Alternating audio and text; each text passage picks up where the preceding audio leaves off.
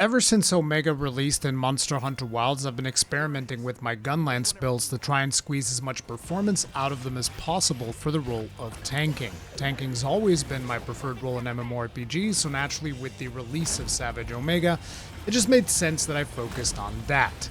Even when I wasn't running Savage Omega on stream, I was still thinking about things that I could tweak on the different builds, trying to experiment with the different armor skills. But the thing is, whenever I'm experimenting with armor skills directly on stream, usually what ends up happening is I just put something haphazardly put together and just look at it and be like, that looks about right, let's jump into some more Savage Omega runs because I don't want to keep people waiting. So today I figured I'd go ahead and try and really squeeze all of the juice that I could out of these two builds that I've been working on to run Savage Omega in the Ironbreaker lobbies, because several people have asked me for these builds, and even though I show them on stream, these would probably be the final versions of these builds unless I can identify something that I feel is still missing. So there's going to be two versions of this build because the version 2.0 that I was usually running on streams is going to require a very specific charm that I feel like a lot of people are not going to have. Even though it's not super mandatory, it is something that I wanted to work around for a specific skill that I personally like, even though it is a niche skill. Now, again, the build that you guys are watching in the video that is running in the background, that is version 1.0, because in order to play with the NPC hunters, that one just made the most sense, because I actually am not a big fan of playing with the NPC hunters. I much rather prefer with other players. I find that to be a much more enjoyable experience, even though I've heard from my fellow hunters that a lot of people prefer playing with the NPC hunters. More power to you. I'd use Omega 1.0 if that's what you're doing, but this build is designed for tanking, and usually you want to bring Alessa when it comes to NPC hunters, and therefore you might be competing a little bit with her for aggro. However, the cool thing about both builds is that they feature an alternate Gunlance that you can switch to in case you happen to be teamed up with someone who is a tank, so that you can pull your own weight even more so in terms of damage by using charged shells. Now, you don't have to use charged shells if you don't want to. I just find that to be a really good way of dealing damage to Omega, because you can basically be spamming Wyvern Fires all day long, which is pretty good because you're going to be chaining up wounds on his legs like there's no tomorrow. But anyways, let's get things started. So starting things off, the two Gunlances that we're going to be using in these builds are going to be the G-Lawful Boars. This is going to be your Wyvern Stake Blast spammer. This is going to be your usual tanking weapon, and you will be swapping over to an Ardean Gunlance should you choose to want to do charged shells as DPS, which, like I said, it is actually a very, very strong playstyle. So for myself personally, I have a Blast Ardean Gunlance because it has like all of the rolls as attack, which is very, very rare. I was super lucky getting this one.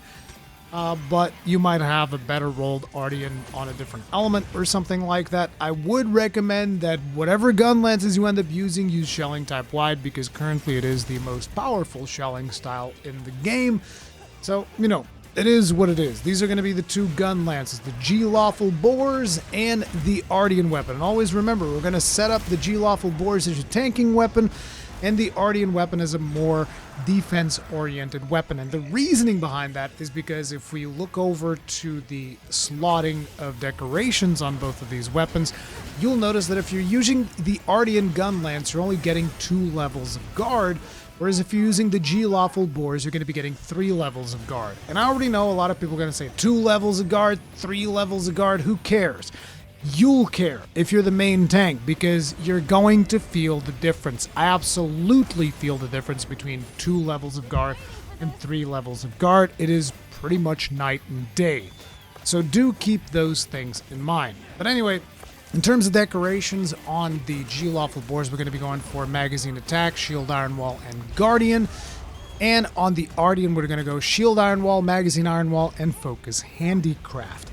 We're going to wrap things up by having a charm that as artillery, maximum might, and survival expert. Maximum might, survival expert don't really matter, but you do want 3-piece artillery in your charm because otherwise you're not going to be dealing a whole lot of damage. You might also get like an Iron Wall level 3 charm, and then you can put artillery.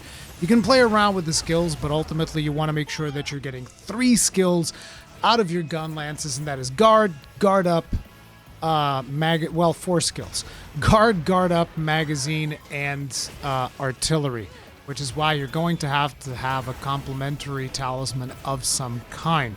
And in the case of the Ardean Gunlance, you also want to have focus if you want to play with charged shells, which I believe I do at certain points during this video.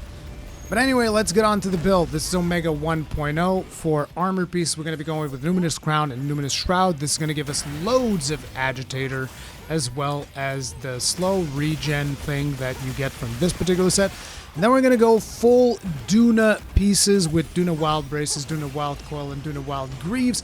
Reasoning behind this is going to give you all the tool specialists you could want. It's also going to give you the set bonus from Arc Tempered Duna, which is going to increase your armor whenever you are wearing Mantle, and you'll be able to use Mantles every 5 minutes, which is actually pretty powerful. It's the main reason why I've been running this build. This has been one of my main builds, even outside of running Savage Omega. So, you know, in terms of decorations, we're looking at chain decos, jumping jewels. You guys can see what the jewels are in there. I'm not going to go individually by each of them.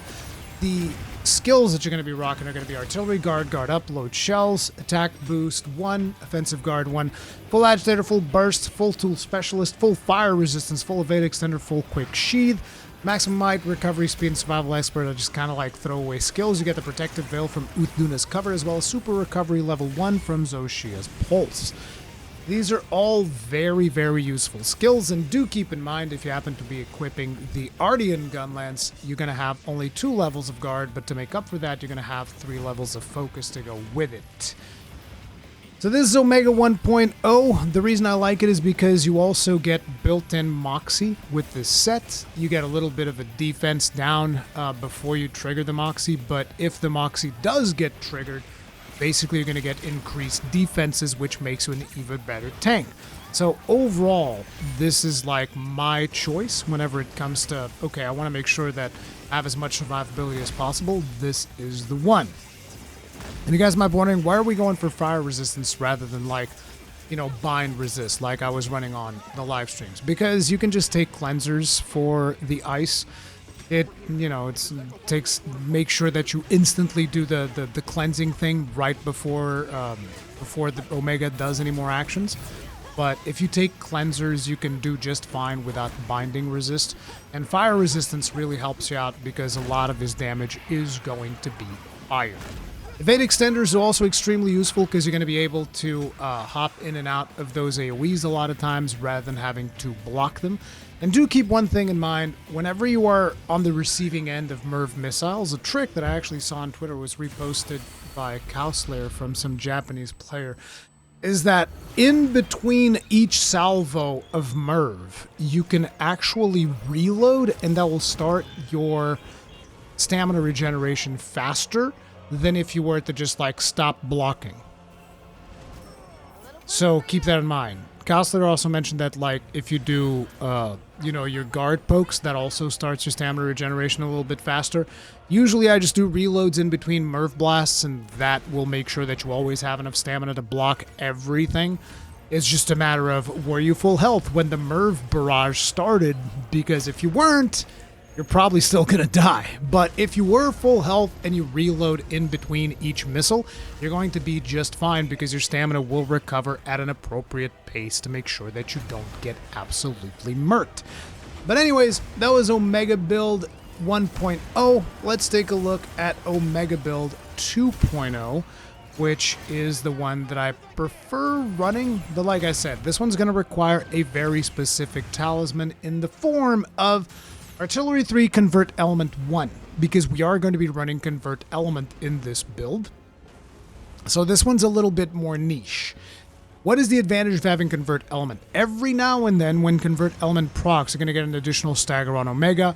which sometimes might make a big difference, sometimes might mean nothing at all, but I just like having it. Feels a little bit comfier, and at the same time, you're going to be getting the benefits of both Haste and Recovery 1 as well as Super Recovery 1 from Zoshia. So it gives you a little bit more regen, even though in the grand scheme of things, if you take into account the sheer amount of damage that Savage Omega is going to be putting out, this is not really going to make that much of a difference. Now, in terms of armor pieces, you're looking at Arc Vulcan Helm Beta, Numinous Shroud Beta, Ray Sand Braces Gamma, Numinous Overlay Beta, and Arc Vulcan Greaves Beta. These are going to be the pieces that are going to be bringing you all of the Convert element, as well as a little bit of Agitator into the mix, and give you all of those set bonuses that we are getting.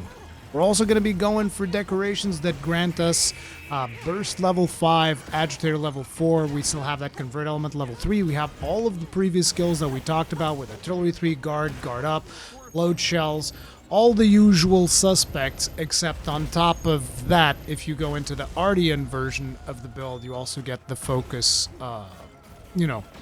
the focus for the faster charge shells and all of that good stuff. We also get 1 level of Part Breaker in this build. You can swap that deco for something else if you want, but I really like having Part Breaker.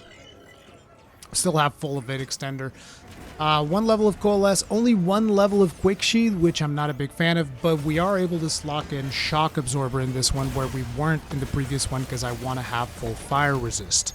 Shock Absorber is useful if you're playing with other players, because sometimes you can get staggered a little bit. Somebody can steal a block here and there if you don't have Shock Absorber. With the other build, you kind of have to deal with it, but the other build is also a little bit tankier, so you can make a couple of more mistakes, whereas this one is not as tanky. However, this one does sport a higher fire resistance, so there's that as well. Personally, I like both of these builds a lot. I've mostly been playing the Convert Element one whenever it comes to live streaming, even though the build was different when I was playing it on the live stream. The thing that I removed mostly was Flare and Part Breaker, because after experimenting with those things, if you are tanking, you really don't get enough uptime on legs for Flare and Part Breaker to make that much of a difference. So even though I run Part Breaker on Omega 2.0, just 1 point of Part Breaker, it's not really a main focus anymore. Now, a couple of more tips for Omega that some of you guys might want to keep in mind. So if you look into the bag of tricks that I usually take to a Savage Omega run, you're going to see some things that I would usually not take to other runs, which is, for instance, 10 Godbug Essences and 10 Gloamgrass Buds. I'm also going to be taking something that some people might not take whenever they go on hunts. I've been doing this for quite some time on most of my more challenging hunts, which is we take 5 Mandragoras coupled together with 5 catalysts.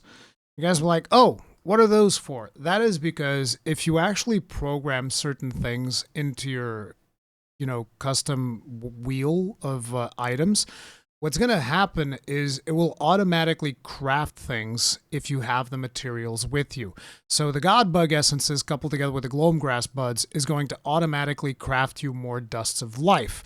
Whereas the 5 catalysts coupled together with 5 Mandragora is going to automatically craft you more max potions. That means with 1 restock, you're going to be able to do 7 max potions as well as 12 Dusts of Life, which is a lot better than just being able to carry the 2 Dusts of Life and the 2 easy Dusts of Life that you get from the quest itself. A couple of things that I would also recommend would be take some deodorant, because in the instance that you might get tagged by a Morbol during the Nursilla phase, you're going to be getting stenched, which means you can't heal yourself. So if you pop a deodorant, boom, that's done.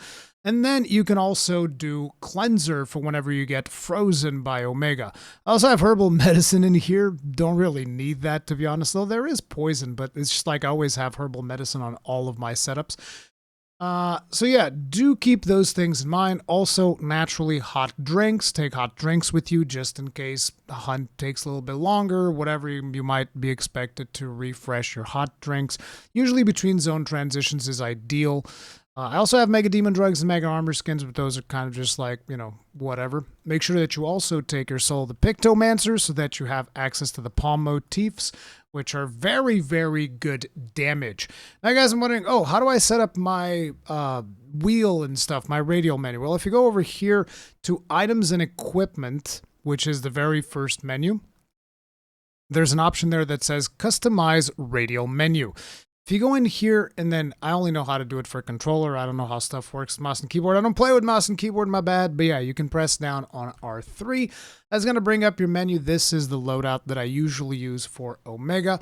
And as you can see, I have my mantles here, which, by the way, something that I've learned recently that I wasn't aware of. You can use your equipped mantle by pressing L1 and R2, or left bumper and right trigger. That will actually just pop your mantle without you having to select it. I still have it there because my muscle memory still goes over there, but I've been trying to train myself to just use left bumper, right trigger for the mantle itself. Then we have 2 Dusts of Life here on the right side, which is the regular Dust of Life that you're going to be using for yourself, and the Easy Dust of Life. You guys are like, how do I get the Easy Dust of Life? You have to customize the radial menu while inside the quest to gain access to the Easy Dust of Life. But basically, inside the quest, if you go to your sacred items, which is left D-pad whenever you're writing your sacred, or if you're not writing your sacred, we'll call your sacred and open up the menu. You'll be able to get some Easy Dusts of Life out of there because this Gloam Grass God Bug Essence economy has been very, very challenging. So I use everything that I can. Dust of Life as well as Easy Dusts of Life. These are very, very useful. In here I have Optimal Status Recovery, which is one of the things that you can register if you actually go to the menu here. You'll notice that, what menu was it? In one of the menus, there's the optimal recovery thing. I think it's in here. I think that because I already have it in there, it doesn't show up, but you'll be able to find the option for the optimal recovery thing, and you'll definitely want to put that in there because that way it's like, I got stenched. Boom, this uses the right item for that. I got frozen. Boom, this is the right item for that, so on and so forth. If you need to sharpen, make sure to do it atop of your sacred so that you can stay mobile. And yeah, I have my max potions in here, and basically what's going to happen is every time I run out of Dusts of Life, this thing will automatically craft 10 more Dusts of Life so that I can keep popping those off. Every time I run out of max potions, this thing's going to automatically craft more max potions, and naturally have the palm motif somewhere that's easy to reach as well so that you can do it at a dime. But yeah, ladies and gentlemen, there's also a full guide for Omega on the channel if that is something that you are interested in. But this is just some tanking build tips as well as some general tips for the fight, because I know that there's still a lot of people struggling with it. Hopefully this will be useful. If it was, hit the like button, subscribe, bell notification icon, all of that jazz, and I'll see you guys in the next one. Stay strong, stay safe, peace out.